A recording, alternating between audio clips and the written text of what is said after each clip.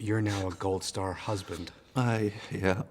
What does that term, Gold Star, mean to you? It is a community of people that have felt what we are feeling right now, and that are still feeling this every day. And it is a group of families that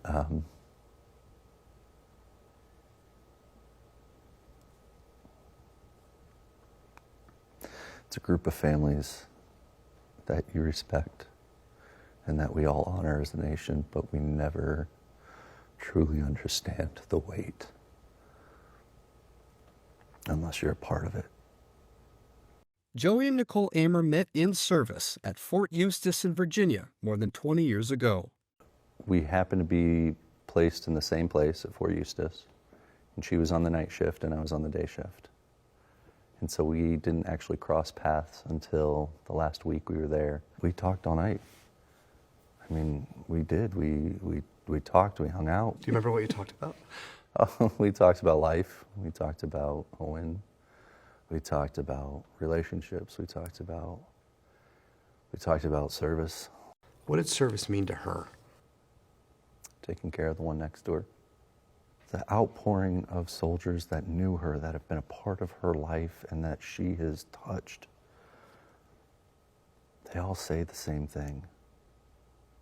And it's in a moment of chaos or darkness or concern or fear or uncertainty, she anchored them.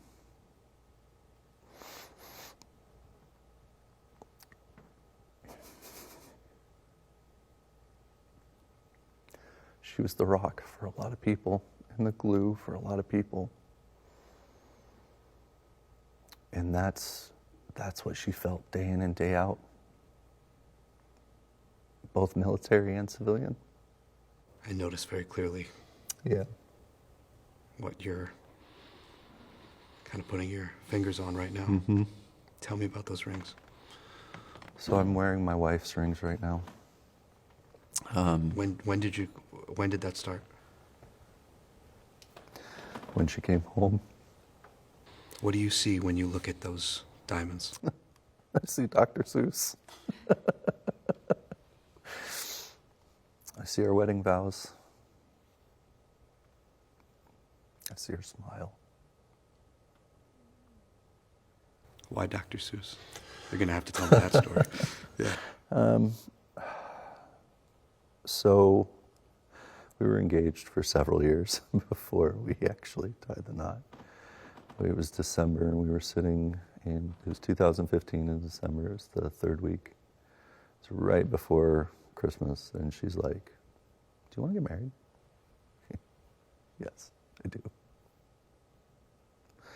And the next day she found some Dr. Seuss wedding vows. And she's like, "Do you like them?" And I love them. She was so excited. And so when I think about her, when I think about our vows, when I think about the promises we made to each other, I think about Dr. Seuss and how much joy and excitement that brought to her, and I will always live with that. I will always carry that. When Nicole left for Kuwait last summer, her second tour there, they never expected this ending. When did she leave for Kuwait? The end of July. What did she tell you when you were saying goodbye?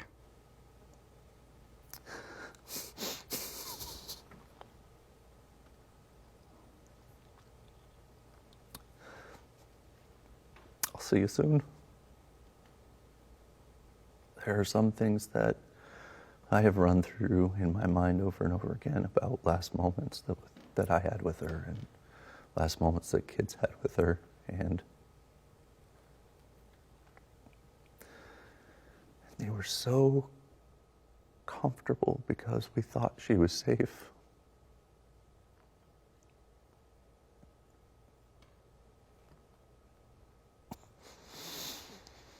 And they're just not. It just wasn't enough. When was your last conversation with her?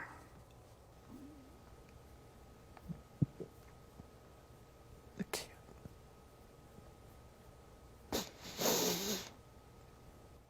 What we said every morning or every night was good morning, night, or good night, morning. And I sent that to her the morning of. And she didn't respond, which she always did. And then I said a follow-up a few minutes later, and she didn't respond to that. And I was worried. I was scared. When at 2:39 I sent her a text. And I said, I'm getting worried. I'm getting worried. We're getting reports of the sustainment unit. 3 casualties, 5 injured.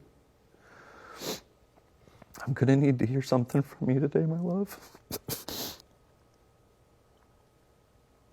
An hour and a half later, they were walking up my driveway. To be told what you already know.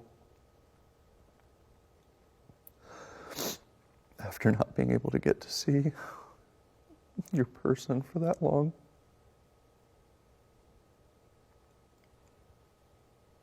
I can't put that into words. That's painful. You don't even have time to grieve yet. No.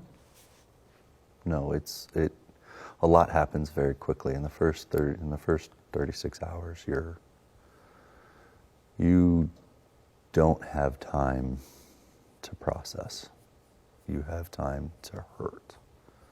And you say things and you do things and you don't always remember those nuances. But that's what's required of you. And that's what we sign up for. There's a sense of duty, there's a sense of responsibility that comes along with those things. And my wife chose me, and so it's my duty, it's my responsibility to honor that, to do those things that she needs me to do to help her get home, to help take care of the soldiers that were next to her, to help take care of the family members, to help everyone that she would have helped through it. That's my burden, that's my responsibility now. How do you explain this to your daughter and your son? I have been very honest with them and transparent with them. You can only protect them from the truth for so long. And the reality is that there is no protecting them from the truth that their mother is gone. What do you want them to learn from their mother's service and sacrifice? That the biggest thing that she believed was doing it for somebody else. What are the qualities that are going to live on through you now? Through me. It's better put what qualities are going to live on through the kids. You know? You look at them and they are spitting images of Nikki in their own right, in their own way. You look at my son and he is so stoic. And he's so calm. And he's very, very witty. And he has her sense of humor. And he has her pride. And he is going to move mountains. And you look at my daughter, and she's got her heart. She's got her infectious smile. She's got her joy. And she's got her concern for everyone around her. And somehow they both mirror each other. Now Joey and their 2 kids are building an unconventional memorial for Nicole. One of the things you mentioned that she didn't get to do, it was have that greenhouse. Mm-hmm. What was it about gardening? Was that a hobby of hers? Yeah, it was a calming place for her. She loved planning the garden and then watching what it turned into. And it was never what she planned, and that was kind of the joy of it.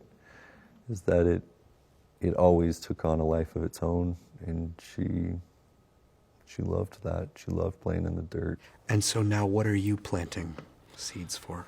Oh man, that has gone from a conversation, a very sad conversation about what she wanted, into very quickly well, that's an easy bridge, let's give it to her. She can still find a way to enjoy that. Let's give it to her. I'm going to get to build her own temple almost. And at the core of it is this little greenhouse that I will get to spend the rest of my life maintaining and growing. And I can't be more thankful for that. It's going to be an honor. It's going to be a joy.